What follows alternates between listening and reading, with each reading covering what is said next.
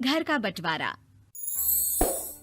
अरे विनोद, तूने हलवाई को सारा सामान तो दे दिया है ना?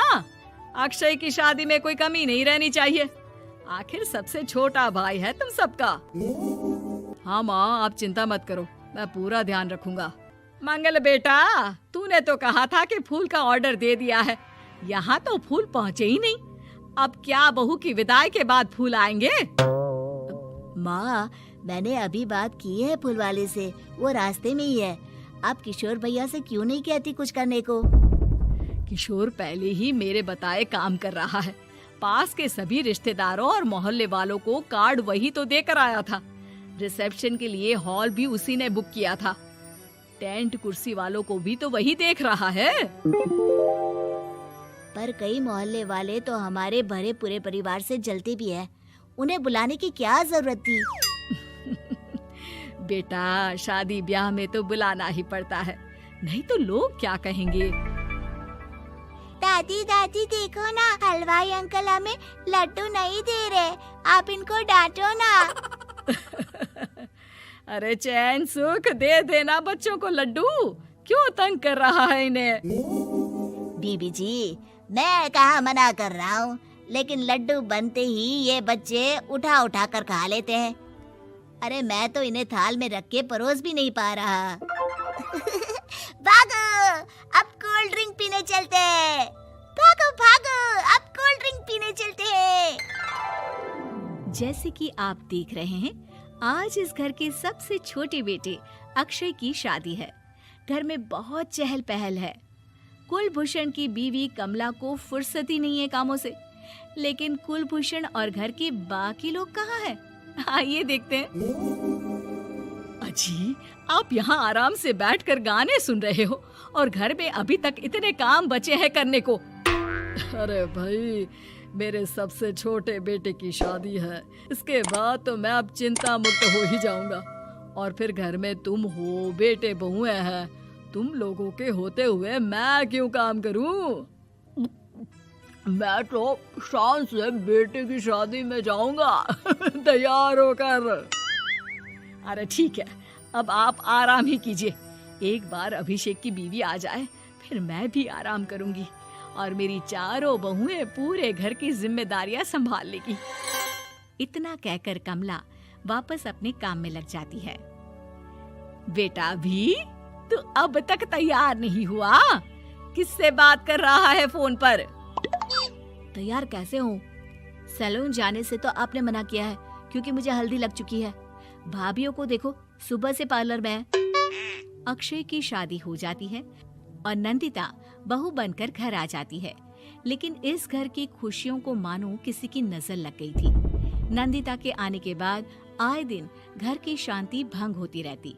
अपने माँ बाप की इकलौती बेटी को इतने बड़े परिवार की जिम्मेदारियां कहाँ संभालनी थी?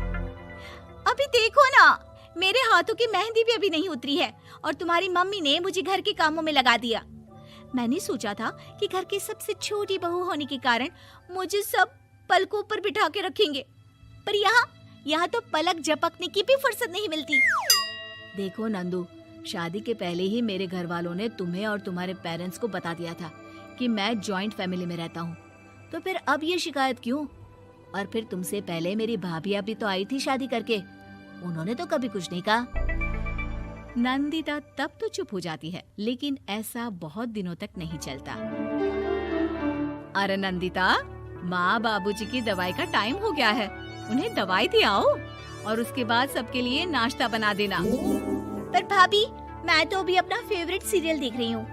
प्लीज मेरी जगह आप कर लो ना ये काम। ठीक है, मैं तेरी जगह माँ बाबूजी को दवाई दे आती हूँ और नाश्ता बना लेती हूँ। तू मेरी जगह पूरे घर की डस्टिंग करके 5 बच्चों को स्कूल के लिए तैयार करके भेज देना और दोपहर का खाना बनाने के बाद कपड़े धोकर सुखा देना। उसके बाद हम दोनों मिलकर बाजार जाकर सब्जी ले आएंगे, फिर डिनर की तैयारी कर लेंगे और उसके बाद बस भाभी, मैं माँ बाबूजी को दवाई देकर सबके लिए नाश्ता बना देती हूँ।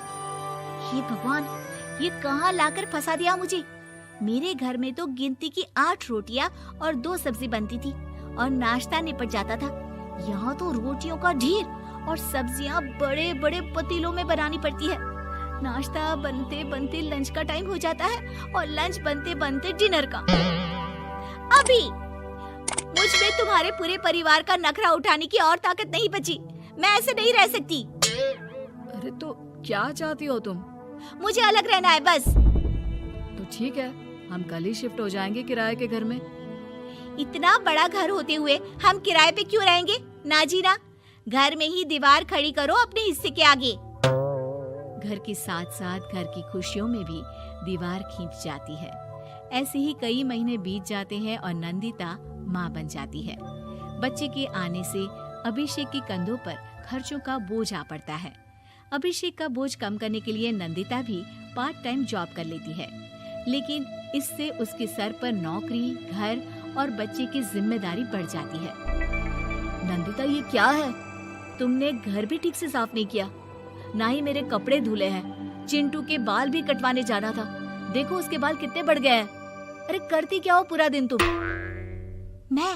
मैं करती क्या हूँ? तुम्हारा नाश्ता और लंच बनाने के बाद चिंटू को डे केयर सेंटर पर छोड़कर आती हूँ, फिर खुद ऑफिस जाती हूँ। पूरा दिन काम करके आने के बाद बिना आराम किए बाजार से सब्जियाँ लेकर आती हूँ, घर आकर खाना बनाती हूँ, चिंटू को देखती हूँ और क्या करूँ मैं? तो किसने कहा था अपने सर पर इतने काम लेने को? मत जाओ ऑफिस।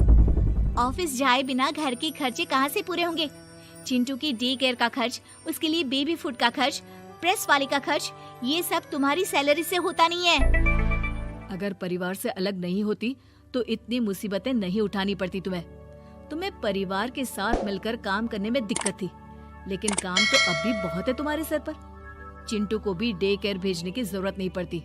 उसको गोद में खिलाने के लिए दादा दादी और घर के सभी बड़े होते। उसके साथ खेलने के लिए उसके भाई बहन भी होते। मेरे तीनों बड़े भाइयों के बच्चे भी बड़े हुए हैं, लेकिन बिना महंगा बेबी फूड खाए, क्योंकि मेरी माँ और भाभियाँ बहुत अच्छे से जानती है कि बच्चे को क्या खिलाना चाहिए। बिजली के बिल जैसे खर्चे भी सब मिलकर बांट लेते थे। लेकिन तुम्हें तो सबसे अलग रहने में ही मजा आता है, तो अब शिकायत क्यों करती हो? बस करो अभिषेक, बस करो। मैं मानती हूँ कि मैं गलत थी। मेरे एक गलत फैसले ने हमें बिल्कुल अकेला कर दिया है सबसे। एक घर में होते हुए भी हम बाकी परिवार से अजनबियों की तरह रह रहे हैं। अभिषेक और नंदिता की सारी बातें घर के बाकी लोगों को सुनाई दे रही थी। तभी कमला बोल पड़ती है। अरे नंदिता बहू, किसने कहा कि तुम अकेले हो? तुम्हारा इतना भरा पूरा परिवार है ना तुम्हारे साथ। हम तो बस ये चाहते थे कि तुम अपनी गलती समझ जाओ।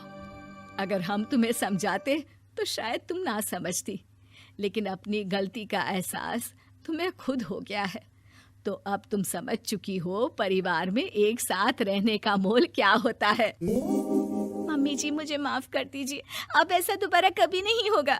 अरे माफी बाद में, पहले मेरा पोता जरा मेरी गोद में तो दे, और तू जाकर सबके लिए चाय बना ला।